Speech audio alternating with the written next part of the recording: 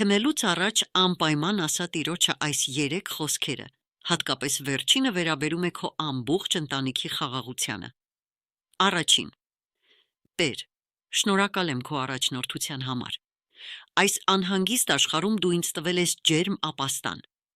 Շնորհակալ եմ, որ հոգ ես տանում իմ ընտանիքի մասին եւ իմ հոգնածության պահին բարձրացնում ես ինձ քո ձեռքերով։ Երկրորդ. Տեր Աստված, գիտեմ, որ վաղը քո ձեռքերում է։ Ես ինձ, իմ ընտանիքին եւ իմ սերունդներին ամբողջությամբ հանձնում եմ քեզ։ Խնդրում եմ ուղարկիր պահապան հրեշտակներ, որ գիշերը շրջեն իմ տան շուրջը եւ պահեն մեզ ամենաղետից ու դժբախտությունից։ Երրորդ. Տեր, մերիր իմ մեղքերը եւ մաքրիր իմ հոգին։ Հեռացրու իմ վախերը եւ տուր ինձ խոր ու խաղաղ քուն։